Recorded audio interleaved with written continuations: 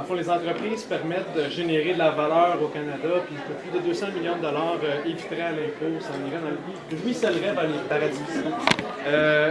Qu'est-ce qui se passe avec cet argent-là après? Moi, dans mon imaginaire, elle est convertie en gros yacht de luxe puis en jet privé. Mais comment ça se passe une fois qu'elle est rendue dans les paradis fiscaux? Ouais, c'est une très bonne question. La question pour ceux qui n'ont pas entendu, c'est qu'est-ce qui se passe avec les capitaux qui transitent dans les paradis fiscaux avec cette évocation d'une forme d'image qui est le stéréotype qu'on nous présente souvent, c'est-à-dire le yacht, les dépenses de luxe. Le yacht, les dépenses de luxe, les villas, ainsi de suite, concernent les particuliers. Alors, vous avez la famille Turmel au Québec qui était propriétaire de Provigo. On a vendu Provigo et on est allé se la couler douce dans les Bahamas pour le reste de ses jours. On a créé une fondation pour aider les enfants du Québec à aller à l'école, tandis qu'aux Bahamas, évidemment, on évite de payer les impôts qui permettraient aux enfants d'aller à l'école.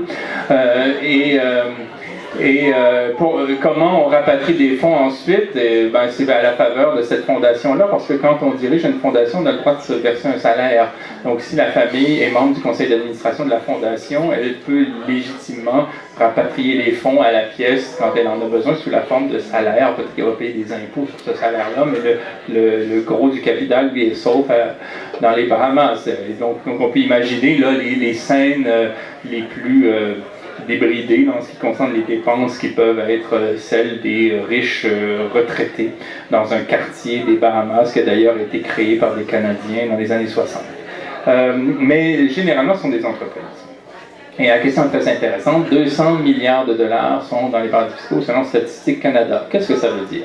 Statistique Canada, c'est comme est dans la même position que la GRC ou que l'IRS américaine ou le droit français. C'est-à-dire qu'on ne peut pas aller enquêter dans les paradis fiscaux pour savoir combien de fonds les entreprises ont là-bas. Donc, qu'est-ce que fait Statistique Canada? Elle ne fait qu'additionner les fonds que les entreprises déclarent avoir. Donc, vous voyez comment la méthodologie est pauvre. Les entreprises peuvent très bien dissimuler des fonds dans les paradis fiscaux. Statistique Canada ne le saura jamais. Elle n'est pas outillée pour enquêter. Donc, le 200 milliards, là, ça, c'est vraiment l'infra-minimal. C'est vraiment un plancher. Maintenant, ces fonds-là, officiellement, sont des immobilisations d'actifs. C'est comme une photographie. C'est un stock d'argent, en principe. On parle d'investissement direct à l'étranger, mais on sait très bien que dans les législations de complaisance, il n'y a pas d'activité réelle.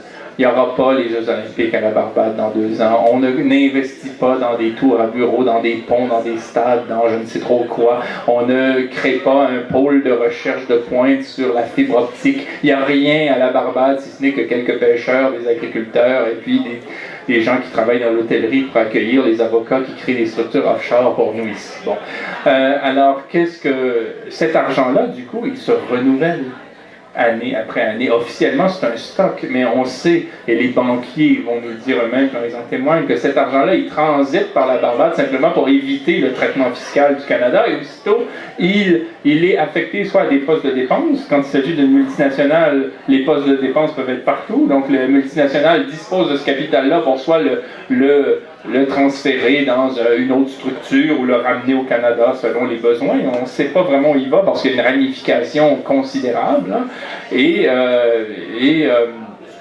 il peut aussi servir à faire tout ce que j'ai évoqué s'il s'agit d'une entreprise qui a beaucoup de capitaux, c'est-à-dire investir sur les marchés financiers à partir des fonds à risque, des fonds de couverture des caïmans, dans des produits complètement fantasques. Il peut servir ensuite à financer je ne sais trop quelle entreprise éventuellement controversée au large d'un pays africain, de l'exploitation en mer, par exemple. Je ne sais pas, ça dépend des groupes. Là, on parle de 200 milliards. Il est assez difficile d'imaginer concrètement où peuvent aller tous ces capitaux.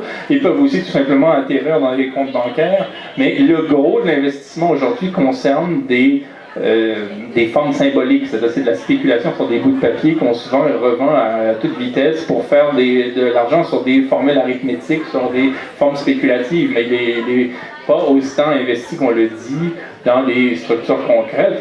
Et c'est pour dire, si cela générait une création d'emplois spectaculaires, on le saurait, quoi, et c'est pas le cas.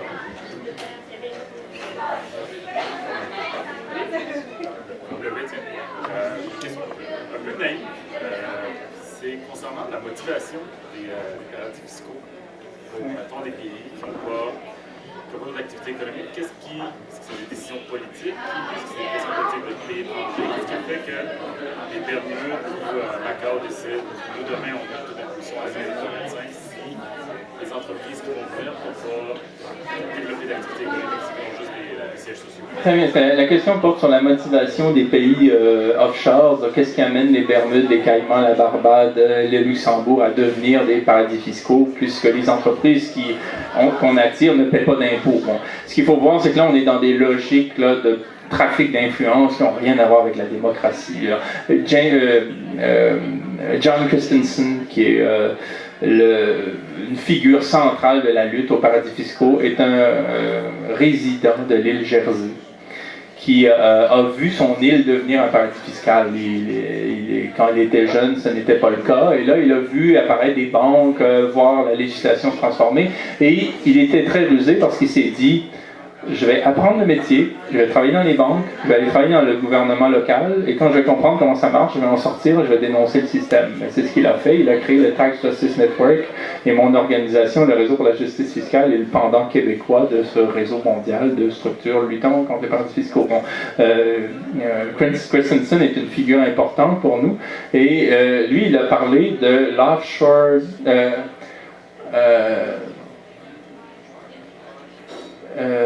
la malédiction de l'offshore. C'est-à-dire, oui, le offshore curse, comme on dit le oil curse, cette idée que lorsqu'une législation devient paradis fiscal, c'est une mauvaise nouvelle pour les gens. Pourquoi? Parce que les petites entités dont on parle, là, le Belize, les îles Vierges britanniques, les îles Turques et Caïques, Trinité et Tobago, ainsi de suite. Ce sont des législations, je le disais, aussi puissantes que la mairie de Gatineau. Vous avez donc les plus grandes banques du monde, les plus grandes entreprises du monde qui vont voir un petit gouverneur, un petit ministre, et qui lui disent « Toi, là, si tu veux un compte dans banque à numéro, blindé en Suisse, une Vida et une Rolls-Royce, on peut te la donner. Mais si tu veux pas, ça va aller mal. » Et c'est à peu près ce qu'on peut imaginer qui se passe. Donc là, vous avez ces petits législateurs-là qui tout d'un coup sont au service de grandes banques qui leur disent « Voilà les lois qu'on veut en ce qui concerne l'impôt sur le revenu des sociétés internationales, les normes de gestion, les droits en ce qui concerne la constitution d'un conseil d'administration. Vous nous votez ça tel quel et on ne vous dérangera plus. » Le ministre des Finances des Bahamas dans les années 60, sur Stafford Sands, qui est aujourd'hui sur leur billet de banque, était en même temps membre du conseil d'administration de la Banque royale du Canada. En disant, c'est qu'à moins d'avoir subi une lobotomie, il pouvait, le jour, aménager une législation qui convenait tout à fait aux intérêts de la banque qu'il avait pour mandat d'administrer le soir. Et en même temps, il était ministre du Tourisme, qui était très bien parce qu'il pouvait permettre la construction de casinos qui permettait à la mafia américaine de blanchir les fonds de ses activités. C'était merveilleux. Les banques canadiennes étaient à fond dans le processus. Tout le monde était content et ça a donné lieu aux Bahamas. C'est un peu comme ça que ça se passe. Mais évidemment, les populations sont orphelines dans ce temps-là. Il y a une situation de dérédiction politique. On est abandonné par les pouvoirs publics. D'autant plus que les seuls impôts qui demeurent, ce sont les droits de douane. Et les populations insulaires, comme on le sait, sont obligées d'importer beaucoup du riz, des denrées de tout genre, des matériaux de tout genre. Et les droits de douane augmentant, il y a tout un effet d'inflation et il y a un effet d'abandon. Sans parler de l'immobilier qui augmente parce que tout d'un coup, il y a quand même une petite activité puisqu'il y a une présence accrue de comptables, d'avocats. Donc ça peut être bon pour l'hôtellerie, la restauration, mais c'est vraiment marginal. Les seules populations qui s'en sont tirées mieux, ce sont celles qui ont...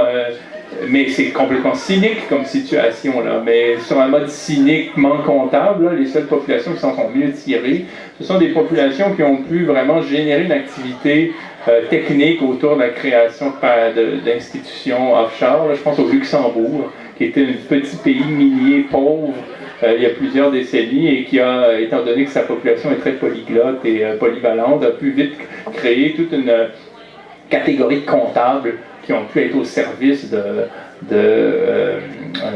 banques ayant pour mandat de pomper l'argent des autres pays européens.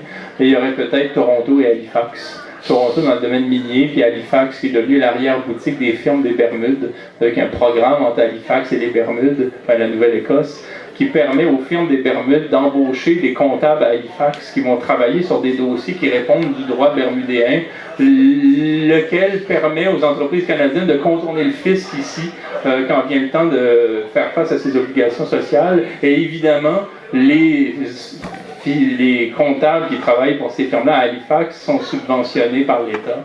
Donc l'État subventionne des comptables qui travaillent à permettre à des entreprises de frauder l'État légalement.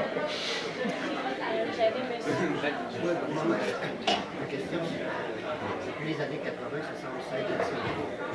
Il semble y avoir de bonnes compétences avec le commerce électronique, Oui. on dirait que ça a donné comme une accélération. Oui. Et je me demandais pourquoi la Pérou du Nord est allée sur la carte, qui est pas de corruption aussi. Ouais. Bon, cette carte-là, elle n'est pas exhaustive. Moi, j'aurais mis évidemment le Canada, le Delaware. Mais le Delaware, je pense qu'il y paraît, voyez en haut à gauche, c'est un État américain. J'aurais mis Toronto en gros rouge. Et Halifax aussi, peut-être Vancouver en ce qui concerne le trafic de stupéfiants. Mais la question, c'était de savoir pourquoi il y a eu une accélération dans les années 80 du phénomène. Est-ce que c'est lié à l'électronique? Il y a eu beaucoup d'étapes pour expliquer l'évolution des paradis fiscaux, c'en est une. Mais la première étape la plus importante, je ne vous ferai pas un cours là-dessus parce que je peux en parler des heures, mais je vous l'évoque seulement en vous référant aux travaux de Jean de Maillard, notamment un juge français qui écrit sur les paradis fiscaux. La première étape, c'est le plan Marshall. Après la Deuxième Guerre mondiale, l'Europe est à plat, on a tout détruit, les chemins de fer, les immeubles, les ponts, tout est à construire. Les Américains rallongent 13 milliards de dollars à l'Europe, c'est équivalent à 127 milliards aujourd'hui en dollars constants, en dollars de l'époque, si on le traduit. L'idée, c'est de créer une devise qui ne répond plus de quelque autorité que ce soit. C'est à cette époque que le secrétaire au Trésor des États-Unis dit au reste du monde, le dollar c'est notre devise, mais c'est pas de problème, parce que maintenant on en a tous, on a tous intérêt à ce que ce soit une monnaie forte, parce qu'on en a tous dans nos coffres. Quoi. Bon. Et là, il y a ces dollars qui circulent. En 1971, on met fin à la convention avec les talons or, là, donc ça c'est la monnaie circule. Et ça amène les banquiers à développer dans les législations de complaisance, dans les paradis fiscaux, des cadres étatiques ou législatifs qui sont ultra permissifs. Donc, on se dit, on va pouvoir pomper ces capitaux-là qui sont contrôlés par personne en disposant à notre guise sans être contrôlés par quelque État que ce soit. Bon, c'est un peu comme ça que les choses commencent. Et effectivement, dans les années 80-90, des transactions qui prennent une seconde à être signées, voilà, à être effectuées, peuvent exiger d'un juge 2 ans de travail pour la reconstituer. Quoi. Donc tout va très très vite. Il y a tout le système des chambres de compensation, le clearing, qui se développe aussi à toute vitesse sur un mode électronique. Je vous invite à lire là-dessus les livres de Denis Robert, qui a expliqué comment Clearstream, qui est une chambre de compensation luxembourgeoise, en fait est en quelque sorte le grand notaire des transactions internationales, y compris celles qui ont lieu dans les paradis fiscaux. C'est-à-dire que c'est pas juste de l'argent qui virevolte et qui laisse aucune trace. Il y a une sorte de boîte noire de la finance mondiale que sont les chambres de compensation. Et dans une série de livres, notamment Clearstream, Révélation d'une part, et ensuite La boîte noire, Denis Robert, au prix de multiples poursuites judiciaires entamées par le groupe ciblé, montre comment fonctionne cette boîte noire-là et comment, au fond, la finance mondiale se trouve en quelque sorte à laisser des traces dans des institutions auxquelles les pouvoirs publics n'ont pas accès. Parce qu'on est dans le domaine du secret bancaire au Luxembourg et on ne peut pas savoir qu'est-ce qu'il y en a. Mais si on avait accès à ces données-là, sans doute qu'on pourrait condamner tellement de gens qu'il faudrait complètement réorganiser la classe politique et même les investisseurs les plus en vue. Souvent, on dit que la lutte contre les paradis fiscaux est handicapée par le manque de coopération internationale en la matière, puisque du coup, on se dit si tout le monde n'embarque pas, à ce moment-là, ça sert à rien que personne embarque. Et une des organisations qui est censée s'occuper de ça, mais dans laquelle j'ai une confiance relative, c'est l'OCDE. Et j'entendais un de ses responsables hier à la radio dire que de toute façon, oui, les Panama Papers c'est terrible, mais c'est parce que le Panama est le dernier, vraiment, que à peu près tous les autres paradis fiscaux se sont engagés depuis notamment la crise de 2008 pour devenir beaucoup plus transparents, etc. Mais je vois même dans la diapositive qu'il y a derrière toi, le petit commentaire en bas qui dit que les listes de paradis comme ça ont été publiées en 2000 puis actualisées à la baisse chaque année jusqu'à être vidées de leur contenu en 2005-2006, entre autres par l'OCDE. Donc qu'est-ce que tu pourrais nous dire justement sur le rôle de ces organisations internationales et pourquoi est-ce qu'elles semblent peut-être reculer en fait un peu là-dessus? Ben, c'est intéressant, vraiment, c'est une très question centrale, on en parle vraiment beaucoup aujourd'hui. Déjà, la coopération judiciaire, qu'est-ce que ça veut dire? Ça veut dire qu'un État accepte qu'un autre État, ou le représentant d'un autre État, ait accès aux informations qui sont normalement protégées par le secret bancaire. Donc, ça voudrait dire que tout d'un coup, les îles Vierges britanniques, ou les Bermudes, ou le Luxembourg dira à tel enquêteur: d'accord, sur cette question-là, on permet à l'institution concernée de vous donner l'information lorsqu'il s'agit peut-être du trafic de la drogue, ou il s'agit peut-être du trafic d'armes, ou il s'agit peut-être d'évasion fiscale. Il faut savoir que c'est seulement pertinent en ce qui concerne les particuliers. Pourquoi? Parce que si on obtient la levée du secret bancaire quant à des opérations qui ont été rendues légales, obtenir l'information ne change rien. C'est comme si on était dans une société dans laquelle le meurtre est permis, et là on a des gens qui enquêtent pour savoir qui est l'auteur d'un meurtre. Ben, si le meurtre est permis, on aura beau savoir, comme dans Clou, que le chandelier qui a été utilisé par un tel à tel moment, c'est permis. Bon, donc ça nous amène nulle part. Donc cette question-là, mais toute personne qui s'en tient à cet enjeu-là pour nous dire qu'on avance et que c'est bientôt réglé, n'est pas digne de foi. Et je pense que je vois exactement à quel avocat fiscaliste vous pensez quand vous relayez cette information-là. Il s'agit de Paul Ryan, et je ne pense pas qu'on puisse le suivre sur ces enjeux-là. L'OCDE est poussive, c'est-à-dire qu'elle est composée d'États qui sont responsables en grande partie de la création des paradis fiscaux. Donc on est avec des pompiers pyromanes, qui néanmoins comprennent que ça va beaucoup trop loin. Et je pense qu'il y a des gens sincères là, dans les appareils d'État, dans les partis politiques, même les plus conventionnels, qui se disent que ça va vraiment trop loin et qu'il faut commencer à contrôler le phénomène, l'endiguer à tout le moins. Et la lutte, c'est toujours faite contre les particuliers, les moins nantis, les plus faibles, mais pas encore contre les multinationales. Et donc là, on a créé un dispositif qui oblige les États à donner accès à l'information qui serait requise par d'autres représentants d'États sur demande, mais sous le sceau de la confidentialité. C'est-à-dire que le public ne pourrait pas suivre, et les ONG ne pourraient pas suivre, personne ne pourrait suivre. Mais sous le sceau de la confidentialité, le ministère français des Finances ou du Budget pourrait demander je ne sais trop, à Andorre ou à la Suisse ou aux Bermudes, de donner de l'information.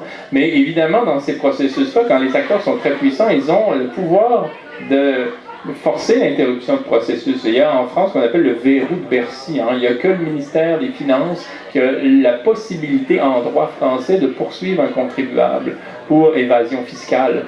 Et on se demande souvent pourquoi un tel qui est manifestement un fraudeur fiscal n'est jamais poursuivi par Bercy. C'est drôle, hein? Et ça donne que le ministre est souvent invité à sa table. Bon, c'est ce genre de choses. Donc, et ici aussi, très souvent, on se demande pourquoi tout d'un coup l'Agence canadienne du revenu signe hors cours avec les clients de la firme KPMG qui ont été pincés à l'île de Man à détourner des millions de dollars plutôt que d'aller au bout des procédures judiciaires. On se demande de quelle nature sont les pressions, et elles sont évidemment, elles ne manquent pas évidemment d'avoir lieu. Et aussi en ce qui concerne le secret qui serait l'apanage du seul Panama, on sait aujourd'hui qu'à Hong Kong, par exemple, on peut créer un trust sans laisser aucune trace. On sait qu'un des pays au monde où il est le plus facile de créer une société écran avec des prête-noms, c'est le Canada. Il est très facile ici de créer une société écran dont les ayants droit ne sont pas retraçables. Il y a encore beaucoup de problèmes. C'est totalement irresponsable d'aller dans les médias dire qu'on est presque sur le point d'en venir à bout. Ce qui serait souhaitable à terme, c'est soit une opposition de front contre les paradis fiscaux, si on avait des gouvernements qui étaient vraiment déterminés à faire la lutte, ou bien cet impôt consolidé qui serait l'œuvre d'une institution mondiale là, et qui pourrait imposer les entités ou les particuliers fortunés sur un plan consolidé plutôt que structure par structure. j'avais madame. Ah, ok, ben j'ai. Bonjour, moi je m'appelle Alexandre Linguet.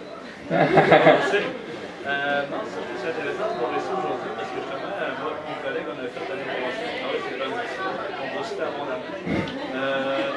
En fait, ma question, c'était. Parce que la question des paradis fiscaux, je pense ça nous reflète beaucoup notre rapport à l'impôt. Puis aujourd'hui, que tu sois riche, que tu sois pauvre, que tu sois classe moyenne, on n'en veut pas d'impôt. On ne veut pas le payer, on n'aime pas ça. Fait que je me demandais, par rapport à toute cette question-là, comment tu peux rendre ça sexy, payer de l'impôt? Ouais. Ah, c'est très intéressant. Deux choses peut-être. La question, c'est de savoir comment rendre sexy le fait de payer de l'impôt, auprès des populations, quand au fond la question de l'impôt, là je peux parler dans mes temps, mais la question de l'impôt est souvent rébarbative, on la voit comme une affaire d'expert, ainsi de suite. Moi je dirais deux choses.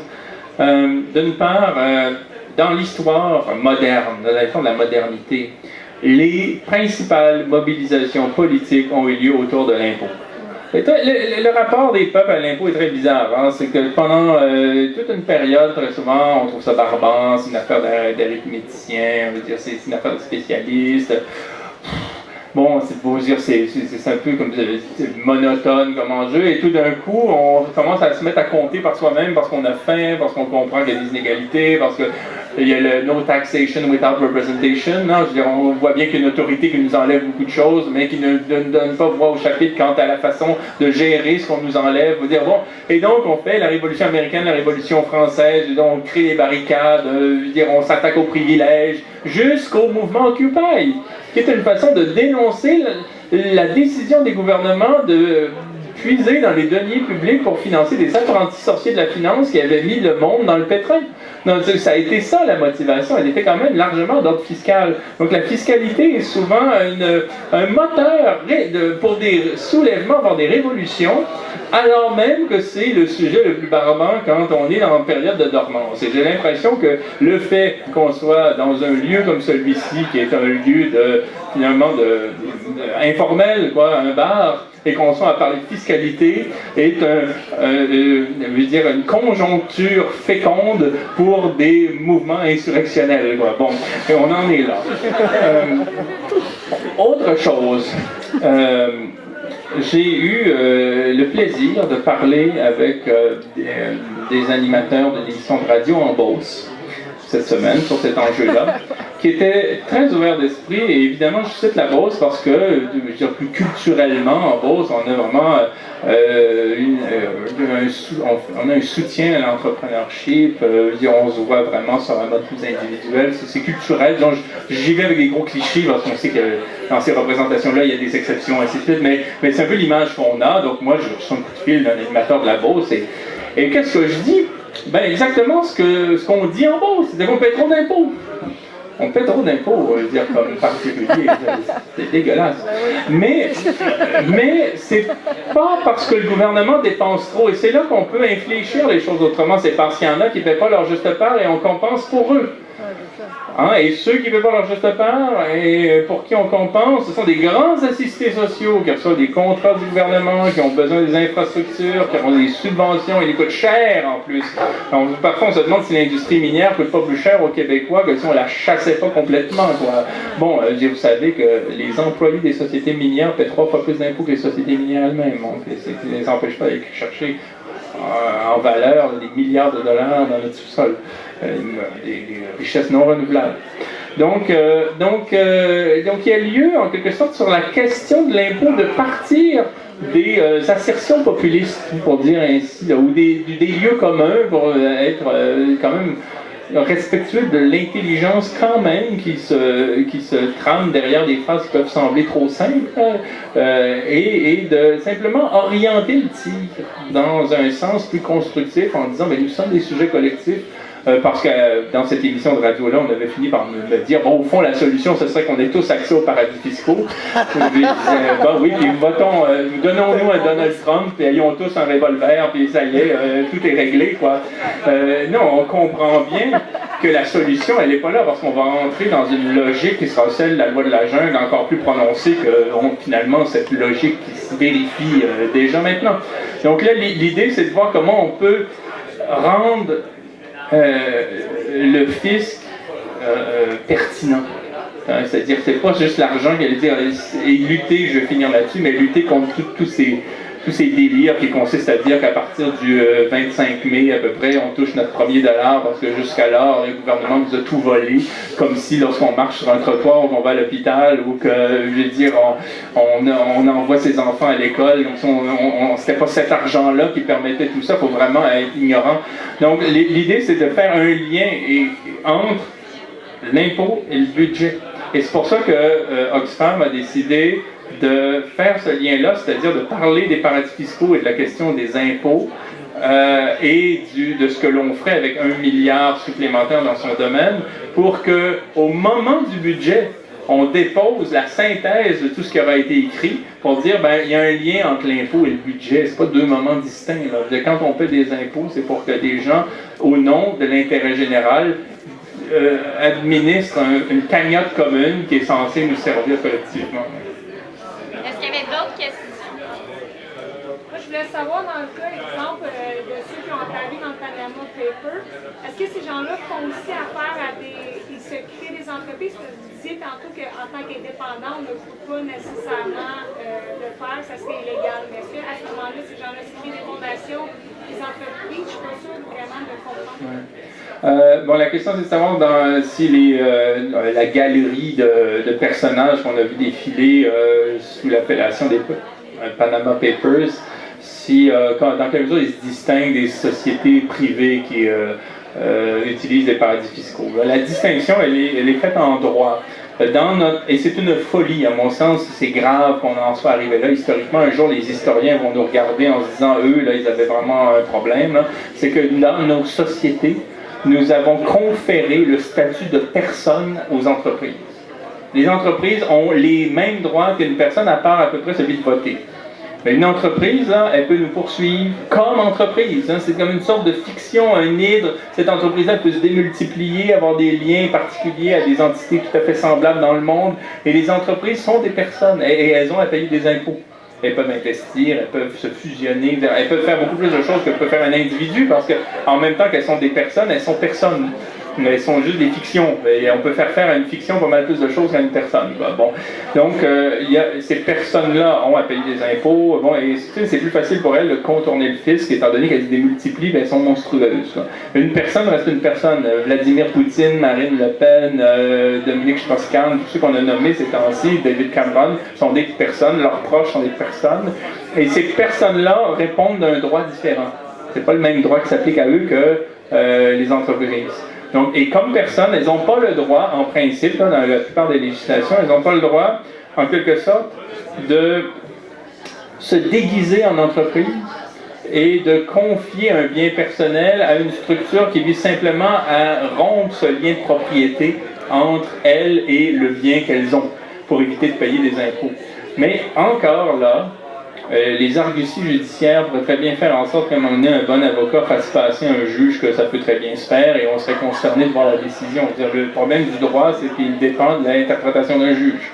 Mais d'une manière sommaire, là, on peut se dire qu'il y a quelque chose d'illégal là, parce que normalement, les particuliers doivent déclarer ce qu'ils ont auprès de leurs institutions fiscales, et comme ils sont captifs, puisqu'ils sont eux-mêmes, et ils ne sont pas assez fous pour se penser à deux endroits en même temps, ils déclarent auprès de leur autorité fiscale ce qu'ils ont chez eux et dans le monde. Et donc, le problème du secret bancaire, là, du coup, par rapport aux particuliers, c'est que si moi je suis ici, puis je dis au gouvernement que j'ai 30 000 $ par année, mais qu'en fait j'ai en Suisse 100 000 $, puis que j'ai 2 millions de $ aux Bahamas, puis je le dis jamais, comme il y a le secret bancaire, je le sais que mon gouvernement ne le saura jamais que j'ai ces actifs-là. Mais bon, le Panama Leaks a jeté une lumière crue sur un certain nombre d'avoirs. Faut pas se méprendre, c'est juste un sondage. C'est un coup de filet. Dans un océan de fonds délocalisés, c'est un coup de filet. C'est totalement anecdotique. Mais ça nous permet de voir comment ça marche. Ça nous permet d'extrapoler ensuite, de comprendre fuite après fuite comment fonctionne le système. Mais les particuliers, selon notre droit, ne devraient pas faire ça. Moi, je suis pour que les multinationales ne puissent pas le faire aussi. Et je suis pour qu'on fasse la lutte à des pays qui visent strictement à empêcher le droit de fonctionner, parce que le droit, c'est pas seulement des mécanismes techniques pour nous empêcher de faire telle ou telle chose, c'est censé être la façon qu'on a comme société de se traduire à nous-mêmes ce qui est permis, ce qui n'est pas permis en fonction d'un sens. Et quand le droit